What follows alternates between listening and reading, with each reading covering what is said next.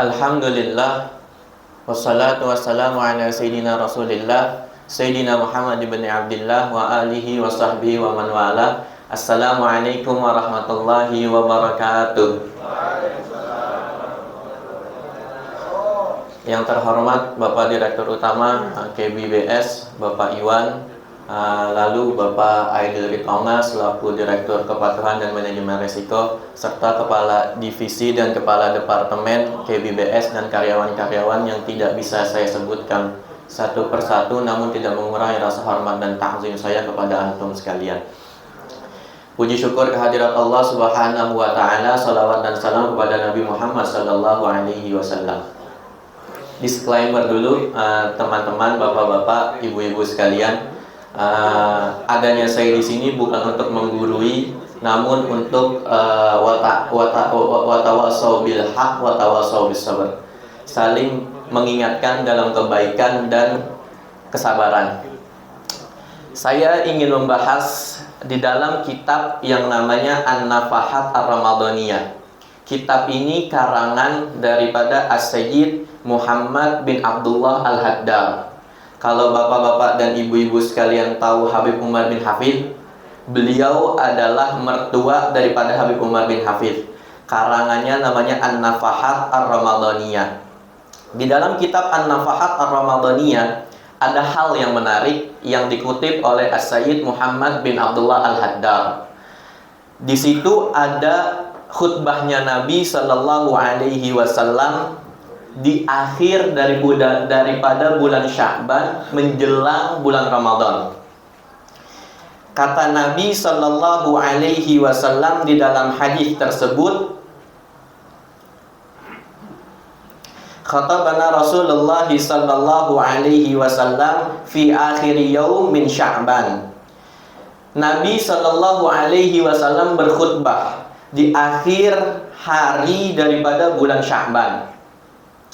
Qad azallakum syahrun azim ayyuhan nas, kata Nabi sekalian, wahai manusia, qad azallakum syahrun azim, telah sampai kepada kalian satu bulan yang agung, kata Nabi sallallahu alaihi wasallam.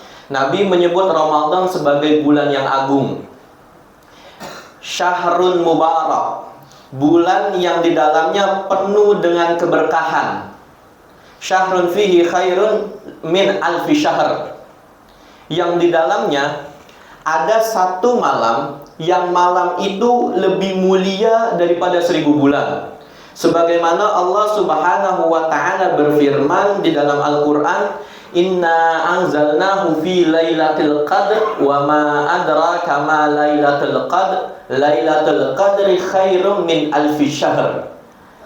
Tahukah kalian apakah itu malam Lailatul Qadar? Pada malam itu Allah menurunkan Al-Quran. Jadi Al-Quran pertama kali diturunkan oleh Allah Subhanahu wa ta'ala bertepatan pada tanggal 17 pada malam Lailatul Qadar pada tanggal 17 Ramadan. Saat itu Lailatul Qadarnya 17 Ramadan, ayyuhal ikhwah, bapak-bapak dan ibu-ibu sekalian.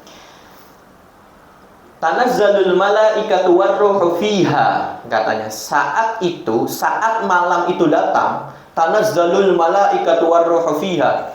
Kalau kita berbicara konteks dalam bahasa Arab, kita berbicara tanazzal, nazala yanzilu, itu artinya malaikat berbondong-bondong turun sekaligus dari langit, dari Sidratul Muntaha, dari Baitul Izzah ke langit dunia itu sekaligus turun. Dan di situ malaikat turun ke langit dunia, yang kata Nabi Sallallahu Alaihi Wasallam, jumlah malaikat yang turun ke langit dunia itu jumlahnya melebihi butiran pasir yang ada di dunia. Saking banyaknya malaikat yang turun pada malam itu. Lalu ngapain malaikat turun ke langit dunia? Buat apa gitu? Kata Nabi Sallallahu Alaihi Wasallam, ketika sahabat bertanya, mau ngapain malaikat pada turun ke langit dunia? Nabi Shallallahu Alaihi Wasallam menjawab, pada malam itu malaikat menyalami satu persatu hamba-hamba yang dipilih oleh Allah Subhanahu wa Ta'ala yang berhasil mendapati malam Lailatul Qadar. Malam itu malaikat pada menyalami. Dan yang lebih istimewa lagi, Bapak dan Ibu sekalian, pada malam itu malaikat Jibril turun bersamaan dengan malaikat-malaikat lain yang turun ke langit dunia. Dan mereka hamba-hamba pilihan Allah Subhanahu wa Ta'ala yang disalami langsung oleh malaikat Jibril. Kata Nabi SAW, tandanya ada dua. Yang pertama, semakin lembut hatinya dan semakin mudah dia menangis karena dosa-dosanya. Jadi kalau nanti suatu saat di malam-malam akhir daripada bulan Ramadan nanti, kita merasa ada perubahan di dalam hati kita, kita semakin mudah menangis karena kemaksiatan, karena dosa-dosa yang telah kita lakukan, itu tandanya kita sudah disalami oleh malaikat Jibril. Semoga Allah Subhanahu wa Ta'ala berikan karunia itu kepada kita. Ja'alallahu siyamahu faridatun. Kata Nabi SAW, yang dijadikan oleh Allah pada bulan itu siam sebagai kewajiban. Sebagaimana firman Allah Subhanahu wa Ta'ala, ya ayyuhalladzina amanu kutiba alaikumus siyam kama kutiba alal ladzina min qablikum la'allakum tattaqun. Hai orang-orang yang beriman, diwajibkan atas kalian berpuasa sebagaimana diwajibkan atas orang-orang sebelum kalian agar kalian bertakwa. Hal menarik dari ayat ini sebenarnya, Allah Subhanahu wa Ta'ala itu sebenarnya bisa saja menarasikan ya ayyuhalladzina amanu kutiba alaikum la'allakum tattaqun tanpa ada embel-embel kama kutiba alal ladzina min qablikum. Tapi di sini Allah menarasikan kama kutiba alal ladzina min qablikum la'allakum tattaqun. Ini asyiknya ayuhal ikhwah. Kalau kita baca Al-Quran dan kita mengerti narasi-narasi Allah di dalam Al-Quran. Kenapa Allah itu menarasikan tentang wahai orang-orang beriman diwajibkan atas kalian sebagaimana diwajibkan atas orang-orang sebelum kalian? Itu hanya penegasan Allah Subhanahu wa Ta'ala. Seolah-olah Allah mau bilang kepada kita, nggak cuman kalian doang nih yang dikasih ibadah syariat semacam ini. Umat-umat terdahulu pun dikasih syariat semacam ini, sehingga kalian nggak usah protes gitu. Sehingga kalian tuh nggak usah protes terhadap Allah Subhanahu wa Ta'ala. Maka kalau kita telisik dari ayat puasa, kita berbicara tentang kaidah nahunya, ka di situ artinya litashbih. Setiap huruf di dalam Al-Quran itu punya makna. Walaupun hanya huruf kaf di dalam Al-Quran, di dalam tulisan kama itu kan ada huruf kafnya tuh.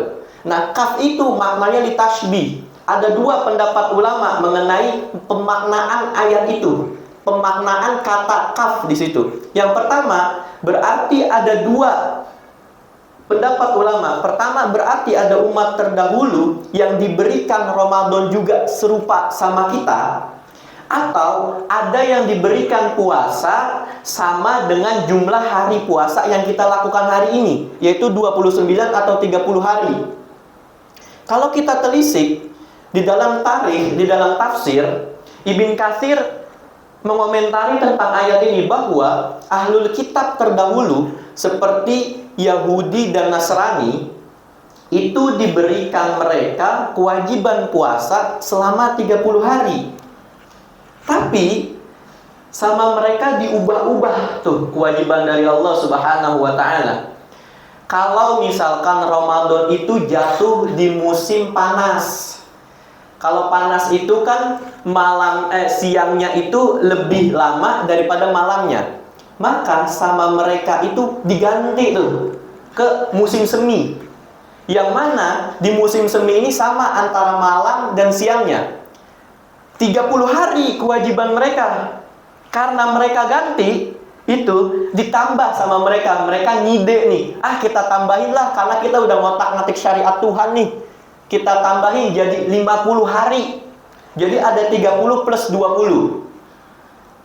Kalau Ramadan itu jatuh di musim dingin, karena musim dingin ini kan siangnya itu lebih sebentar daripada malamnya, maka mereka menambahkan bahwa Mereka diharamkan untuk malamnya itu berhubungan suami istri terhadap istri-istri mereka. Sahabat Nabi Shallallahu Alaihi Wasallam yang mengetahui tentang sejarah akan puasa ini saat itu bertanya kepada Nabi Shallallahu Alaihi Wasallam di dalam hadisnya, apakah puasa orang Islam itu sama kalau malam itu nggak boleh berhubungan suami istri juga? Lalu Allah turunkan ayat, uhilla lakum lailatas siyami rafatu ila nisaikum hunna libasul lakum wa antu libasul lahun. Kalau malam udah terserah kalian, halal. Perempuan-perempuan kalian buat kalian gitu. Boleh kalian berhubungan suami istri. Yang nggak boleh itu hanya siang.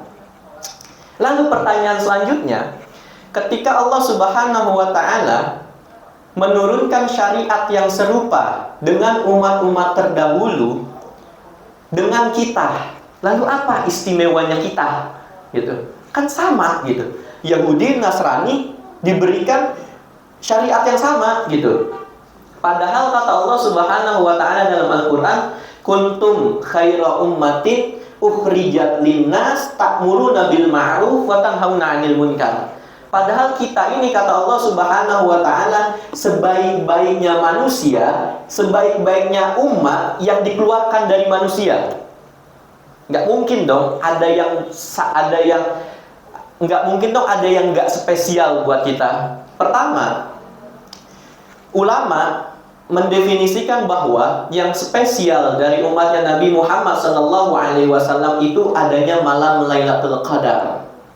Adanya Lailatul Qadar hanya di umat Nabi Muhammad SAW. Yang kedua, adanya perintah kesunahan untuk makan sahur. Yang membedakan di antara kita dengan mereka, di dalam syariat puasa kita sama dengan mereka. Tapi di dalam syariat-syariat yang lain, di dalam berpuasa tersebut, kita diberikan Lailatul Qadar oleh Allah Subhanahu wa Ta'ala, sedangkan mereka tidak.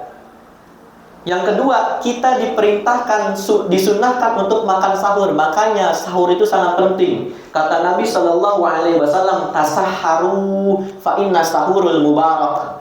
Kata Nabi Shallallahu Alaihi Wasallam, bersahurlah kalian karena di dalam sahur itu ada keberkahan di dalamnya.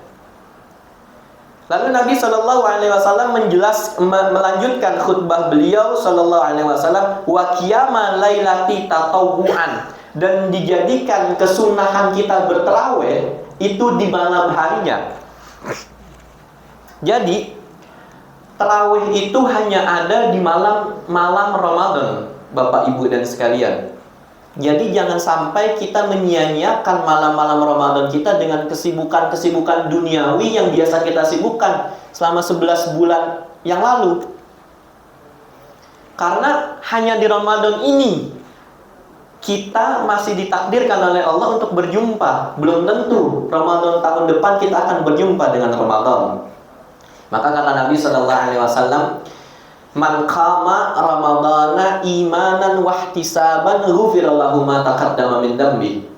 Kata Nabi sallallahu alaihi wasallam, siapa orang yang dia mendirikan malam. Qama itu artinya mendirikan malam, artinya dia sholat apapun sebenarnya, tapi dalam konteks Ramadan ya sholat tarawih gitu.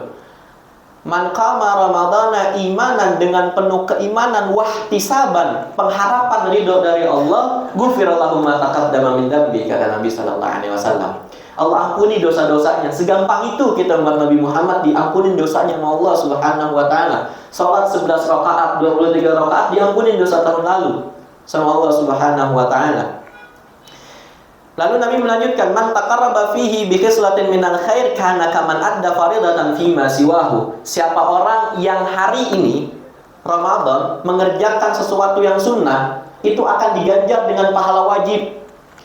Dan siapa orang yang dia itu mengerjakan sesuatu yang wajib, maka akan dilipat gandakan menjadi 70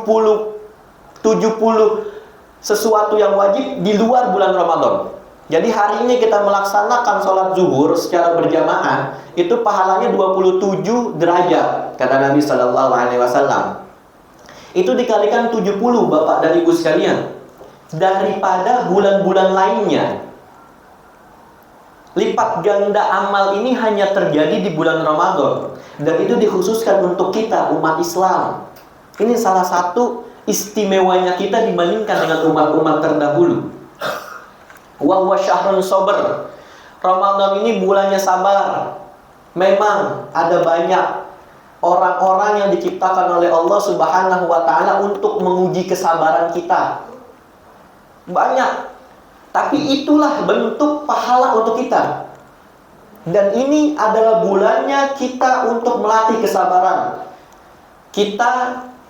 Makanya Allah Subhanahu wa taala itu di dalam hadis qudsi membanggakan kita nih yang hari ini sedang berpuasa. Kata Allah Subhanahu wa taala, "Hai para malaikatku, lihatlah hamba-hambaku. Mereka menahan lapar dan haus hanya karena aku." Sebegitunya Allah membanggakan kita di hadapan para malaikatnya.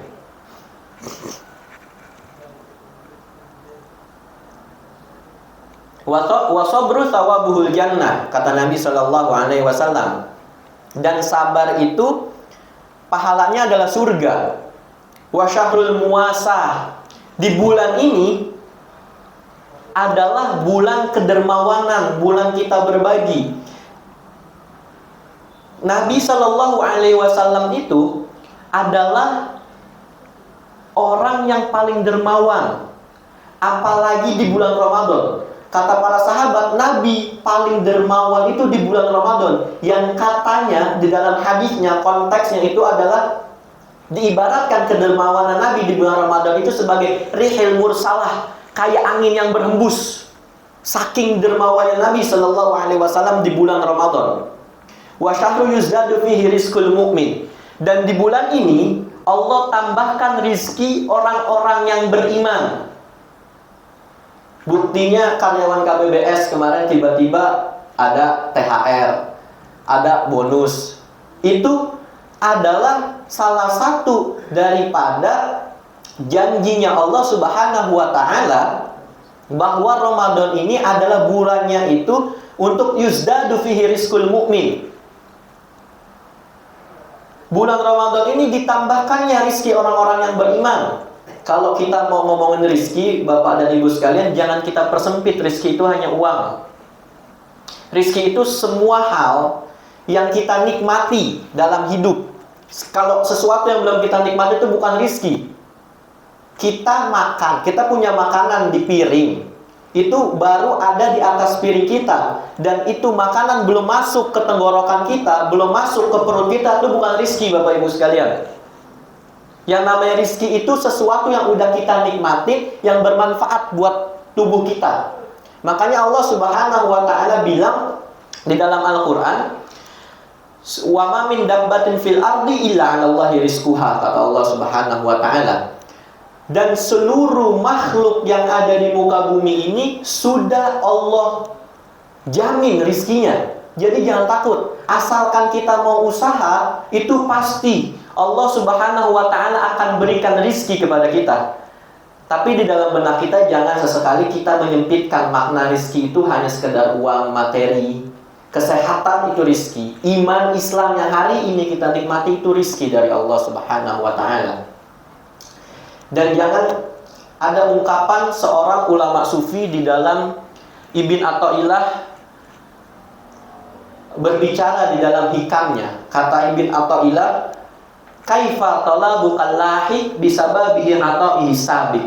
Ini biar kita enggak putus asa terhadap rizkinya Allah Subhanahu wa ta'ala. Biar kita enggak khawatir akan rizkinya Allah Subhanahu wa ta'ala. Kata Ibn Athaillah di dalam hikamnya, "Kaifa talabu kallahi bisababihi ata'ihi sabiq." Kata Ibn Athaillah, bagaimana permintaanmu yang datangnya itu belakangan, doa kita yang hari ini kita minta rizki yang halal, yang berkah, yang berlimpah sama Allah Subhanahu wa ta'ala, itu menjadi sebab ketetapanku yang sudah aku tetapkan sejak zaman azali. Jadi rizki kita sudah ditetapkan sama Allah Subhanahu wa ta'ala sejak zaman azali. Sejak kita belum tercipta di muka bumi ini, rizki kita sudah diciptakan, sudah ditakdirkan oleh Allah Subhanahu wa ta'ala. Lalu bagaimana doa-doa kita yang hari ini kita panjatkan, itu kita minta rezeki yang halal, yang berkah, yang bermanfaat. Lalu ketika kita bertanya kepada guru-guru kita, lalu apa manfaatnya doa-doa kita ini? Ya, doa kalian itu sebagai bentuk daripada kelemahan kalian, kedoifan kalian sebagai hamba. Kalian masih butuh Tuhan. Ini, jadi nggak perlu kita khawatir akan rizki yang sudah ditetapkan oleh Allah Subhanahu wa Ta'ala. Kita nggak akan mati sebelum rizki kita habis di muka bumi ini. Kita nggak akan mati. Mereka yang hari ini sudah dikubur, itu rizkinya sudah habis dari Allah Subhanahu wa Ta'ala. Maka mereka dimatikan oleh Allah Subhanahu wa Ta'ala. Man fattara fihi sha'iman kana maghfiratan lidzunubihi wa idka raqabatihi minan nar. Ini salah satu program Ramadan yang Nabi Shallallahu alaihi wasallam sebutkan di dalam khutbahnya. Siapa orang yang memberikan makan kepada orang yang berpuasa, yang berbuka puasa diberikan makan, maka kata Nabi Shallallahu alaihi wasallam akan diganjar seperti pahala orang yang berpuasa tanpa mengurangi pahala orang yang berpuasa tersebut, dan akan Allah bebaskan dari api neraka. Saat itu nggak semua sahabat kaya. Saat itu nggak semua sahabat itu punya. Lalu kata sahabat bertanya, bagaimana dengan kita yang nggak punya apapun, wahai Rasulullah Sallallahu Alaihi Wasallam? Kata Nabi Sallallahu Alaihi Wasallam, wa kana mithlu ajrihi min ghairi an yanqusa min ajri syai'. Faqala ya Rasulullah, laisa kulluna yajidu ma yufattiru sha'im. Qala Sallallahu Alaihi Wasallam, yu'ti Allahu hadza thawab man fattara sha'iman ala tamratin aw syarbatin ma'in aw madqatin laban. Walaupun kalian itu hanya memberi sebutir kurma, seteguk air, dan segelas susu, itu sama pahalanya puasa kayak orang yang sedang kita berikan bukaan puasa tersebut. Ini program Ramadan yang Nabi Shallallahu Alaihi Wasallam itu sampai sebutkan di dalam khutbah beliau yang mulia. Wa huwa syahrun awwaluhur rahmah wa awsatuhul maghfirah wa akhiruhu itqum minan nar. Dan ini bulan yang awalnya itu adalah rahmat dari Allah Subhanahu wa Ta'ala. Pertengahan ini bulan itu maghfirah dari Allah Subhanahu wa Ta'ala. Dan akhir daripada ini bulan itu pembebasan daripada api nerakanya Allah Subhanahu wa Ta'ala. Periode rahmat telah kita lalui. Periode ampunan telah kita lalui. Hari ini, malam ini kita mulai masuk ke periode pembebasan daripada api neraka, Bapak dan Ibu sekalian. Mereka yang ditakdirkan oleh Allah Subhanahu wa Ta'ala untuk dibebaskan dari api neraka adalah mereka orang-orang yang ditakdirkan juga oleh Allah Subhanahu wa Ta'ala untuk mendapatkan rahmat dan ampunannya Allah Subhanahu wa Ta'ala. Mereka yang mendapatkan rahmat dan ampunannya Allah Subhanahu wa Ta'ala adalah mereka orang-orang yang ditakdirkan oleh Allah untuk melaksanakan seluruh amaliyah Ramadan, baik itu yang siang maupun yang malam. Nggak mungkin mereka itu mau dibebaskan oleh Allah Subhanahu wa Ta'ala dari api neraka, tapi malamnya nggak pernah tarawih. Itu nggak mungkin.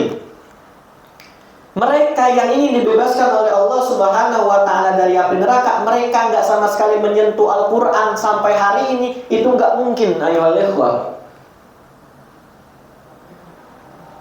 Maka mereka yang mau dibebaskan oleh Allah Subhanahu wa Ta'ala dari api neraka adalah mereka yang pasti mendapatkan rahmat dari Allah, mendapatkan ampunan, lalu nanti hasilnya adalah pembebasan daripada api neraka.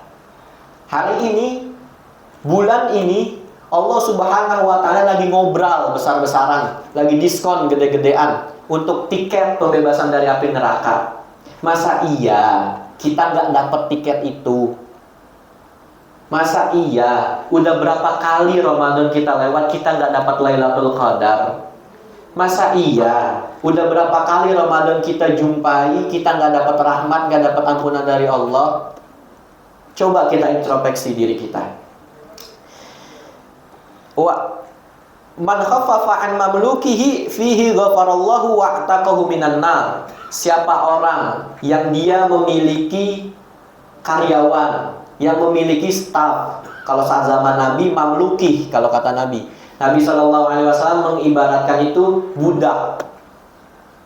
Tapi kalau sekarang, siapa orang yang memiliki karyawan, yang memiliki anak buah, yang memiliki staf, mereka meringankan beban kerja anak buahnya yang di bawah manajerial dia, maka kata Nabi Shallallahu Alaihi Wasallam, ghafarallahu wa ataqahu minan nar, kata Nabi Shallallahu Alaihi Wasallam. Allah ampuni dosanya dan Allah bebaskan dari api neraka. Gampang banget, bulan ini kita dapat ampunan, dapat pembebasan dari api neraka dari Allah Subhanahu wa Ta'ala. Maka Nabi Shallallahu Alaihi Wasallam memberikan kita satu amalan yang jangan sampai bapak dan ibu di sini tidak melaksanakan amalan ini selama bulan ini. Wastaghfiru fihi fi arba'in khisal, khaslatani turduna bihima rabbukum, wa khaslataini la ghina lakum anhuma. Fa ammal khaslatani litani turduna bihima rabbukum fatashhadu an la ilaha illallah wastaghfiruna. Wa amma khaslatani latani la ghina lakum anhuma fatas'alul jannah wa tata'udzu bihi minan nar. Wa man saqa sa'iman saqallahu man haudi syarbatan la yuzma ba'daha abadan, kata Nabi Shallallahu Alaihi Wasallam. Maka perbanyaklah atas kalian di dalam 4 perkara. 2 perkara mendatangkan ridho Tuhan kalian, dan 2 perkara yang cukup buat kalian. Yang pertama, 2 perkara yang mendatangkan ridho Tuhan kalian, perbanyaklah asyhadu an la ilaha illallah, astaghfirullah. Yang 2 perkara yang cukup untuk kalian itu nas'alukal jannata wa na'udzubika minan nar. Allahumma innaka afuwun tuhibbul afwa fa'fu anna. Dan di permohonan ini doang, di doa ini doang yang Nabi Shallallahu Alaihi Wasallam itu menggunakan diksi Allahumma innaka afuwun, bukan pakai Allahumma innaka ghafurun. Mengapa demikian? Karena ada perbedaan antara afu dan ghafur. Afu itu dosa kita diampuni total. Kalau kita punya catatan itu salah, dihapus total sama Allah Subhanahu wa Ta'ala. Kalau ghafur itu kita punya catatan salah, itu hanya di tip X sama Allah. Kalau tip X itu dihapus atau label itu dicabut, kesalahan kita masih ada di situ. Itu yang membedakan sifat Allah afu dan ghafur. Makanya di Ramadan ini kita minta afuwun karim tuhibbul afwa fa'fu anna ya karim. Maka ayuhal ikhwah, inilah sekelumit daripada khutbah Nabi Shallallahu Alaihi Wasallam yang Nabi Shallallahu Alaihi Wasallam kemukakan di depan para sahabat-sahabat beliau yang mulia. Harapan kita dengan mendengarkan khutbah Nabi Shallallahu Alaihi Wasallam ini, semoga kita dijadikan hamba-hamba yang keluar dari Ramadan ini membawa bekal ketakwaan. Ketakwaan itu ayyuhal ikhwah, itu seperti para sahabat Nabi Shallallahu Alaihi Wasallam ketika mendengar seruan akan Perang Badar. Perang Badar juga dilakukan di 17 Ramadan. 313 pasukan melawan 1000 orang pasukan kafir Quraisy. Yang mana saat para pasukan muslim ini berada di Mekah, bukan berarti mereka tidak mampu untuk melawan kafir Quraisy tersebut. Karena perang Badar ini terjadi ketika Nabi hijrah di Madinah. Ketika Nabi Shallallahu Alaihi Wasallam hijrah ke Madinah, baru ada seruan untuk melawan mereka yang menyakiti kaum muslimin. Saat di Mekah belum ada perintah itu.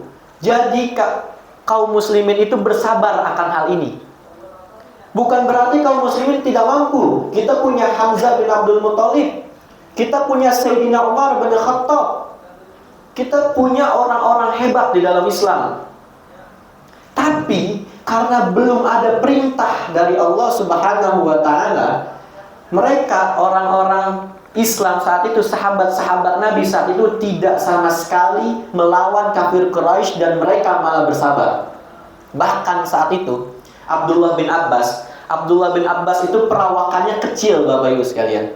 Abdullah bin Abbas itu perawakannya kecil, sampai dijelaskan di dalam salah satu riwayat itu pernah tersingkap kain daripada Abdullah bin Abbas itu terlihat betis beliau. Sahabat saat itu ketika melihat Abdullah bin Abbas itu ketiup angin, dia tuh kayak sempoyongan gitu, tersingkap betis beliau, itu ketawa melihat Sayyidina Abdullah bin Abbas. Yang kata Nabi, kenapa kalian tertawa? Lalu kata sahabat, saya melihat betis Sayyidina Abdullah bin Abbas itu kecil sekali wahai Rasulullah. Tapi kata Nabi SAW, betis inilah, orang inilah yang nanti amalnya akan sebesar gunung Uhud di yaumil qiyamah. Dan fun fact-nya Bapak Ibu sekalian, Sayyidina Abdullah bin Abbas lah yang membunuh Abu Jahal. Orangnya kecil, perawakannya kecil, yang membunuh salah satu pemuka kafir Quraisy. Yang katanya Nabi SAW, Fir'aun di zaman Nabi Muhammad itu Abu Jahal. Gitu. Jadi ini Bapak Ibu sekalian, terakhir saya ingin berpesan bahwa sebentar lagi kita masuk di akhir Ramadan. Perkuat ibadah kita, jangan lupa bayar zakatnya, zakat fitrah. Zakat fitrah itu untuk 8 asnaf. Bapak Ibu sekalian, zakat itu dikhususkan untuk 8 asnaf, bukan untuk dapur MBG Bapak Ibu sekalian. Untuk 8 asnaf, ada fakir, ada miskin, ada gharib, ada ibnu sabil, ada fisabilillah. Ini yang menjadi kekeliruan kita saat ini. Fisabilillah itu nggak usah ditafsirkan mereka yang berjuang di jalan Allah seperti ustadz, guru, segala macam. Nggak usah ditafsirkan seperti itu. Fisabilillah itu adalah mereka yang berjuang benar-benar di jalan Allah. Mereka mengangkat pedang demi kalimat la ilaha illallah Muhammadur Rasulullah. Yang hari ini kita tahu fisabilillah itu ada di Palestina. Di tempat manapun di muka bumi ini, selain mereka yang mengangkat pedang mereka untuk berjihad di jalan Allah, itu bukan fisabilillah. Kalau mau, masukkan dia ke fakir atau ke miskin, kelar. Jadi nggak ada perbedaan dan nggak ada salah-salah paham di dalam penyaluran zakat fitrah. Karena ini yang sering kami jumpai di masyarakat pada umumnya. Yang kedua yang sering disalahpahami adalah amil, panitia nih, yang ada di masjid-masjid. Yang ada di masjid-masjid itu bukan amil namanya Bapak Ibu sekalian. Itu adalah wakil antara muzaki kepada mustahik. Nggak disebut sebagai amil. Yang hari ini disebut sebagai amil adalah mereka yang mendapatkan SK resmi dari pemerintah di satu negara menjadi amil zakat. Contohnya Basnas, Lasnas yang ada di Indonesia itu bisa dikategorikan amil. Dan mereka yang ada di masjid-masjid itu bukan amil, itu wakil antara muzaki kepada mustahik. Dan mereka nggak berhak akan zakat fitrah. Yang ketiga, zakat fitrah itu seluruh ulama mazhab Imam Syafi'i. Ini kita ngomongin mazhab Syafi'i, kita nggak ngomongin mazhab yang lain. Karena mayoritas orang Indonesia itu bermadzhab Imam Syafi'i. Itu harus wajib hukumnya dikeluarkan, istilah ulama fikihnya itu kutil balat, makanan pokok yang ada di negaranya. Jadi nggak boleh kita ngeluarin zakat fitri pakai uang Bapak Ibu sekalian. Kalau mau kita minta kepada si tadi tuh wakil kita yang ada di masjid, kepada panitia yang ada di masjid untuk membelikan beras agar zakatnya tetap disalurkan beras. Makanya kenapa ulama fikih membedakan antara zakat mal dan zakat fitrah? Itu karena zakat mal ya beras, karena zakat mal ya harta, uang. Sedangkan zakat fitrah ya bahan makanan pokok yang ada di negaranya. Jadi itu Bapak Ibu sekalian, mumpung belum akhir-akhir banget daripada bulan Ramadan, karena ini sudah masuk waktu wajib untuk bayar zakat fitrah. Kalau nanti udah di khotib naik mimbar di Idul Fitri, itu udah makruh hukumnya Bapak Ibu sekalian. Mungkin cukup sekian dari saya, kurang lebihnya saya mohon maaf. Ada amanah dari panitia. Ada pertanyaan Bapak Ibu sekalian, pertanyaannya terkait dengan gampangnya gini. Adakah ayat atau surat dalam Al-Quran yang berbekas di hati dan Bapak Ibu sekalian? Kalau ada, ayat apa dan surat apa? Kenapa berbekas? Contoh saya misalkan, Saya itu ngefans banget sama ayat yang berbunyi wa ma min dabbatin fil ardi illa 'alallahi rizquha. Kenapa? Karena ketika saya baca ayat itu, gede harapan saya, besar harapan saya akan takdir dari Allah Subhanahu wa taala. Contohnya seperti itu.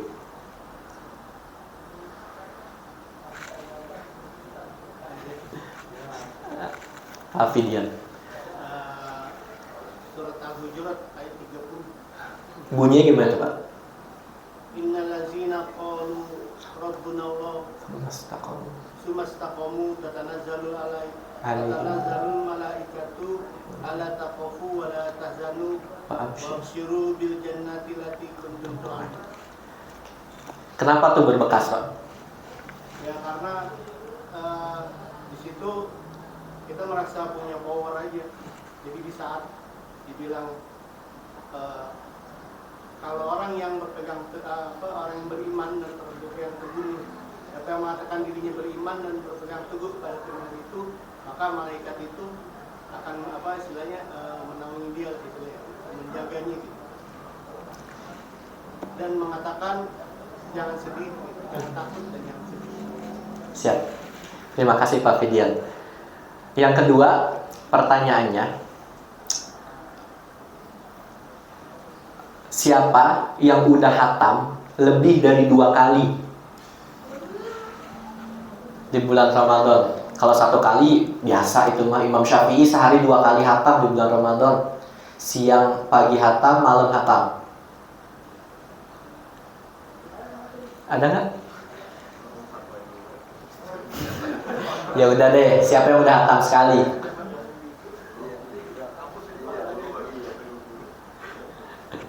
Belum ada juga yang hatam sekali nih. Ya udah, ganti pertanyaannya.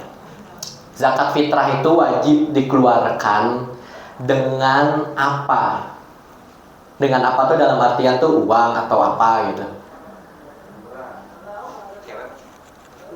Boleh siapa aja?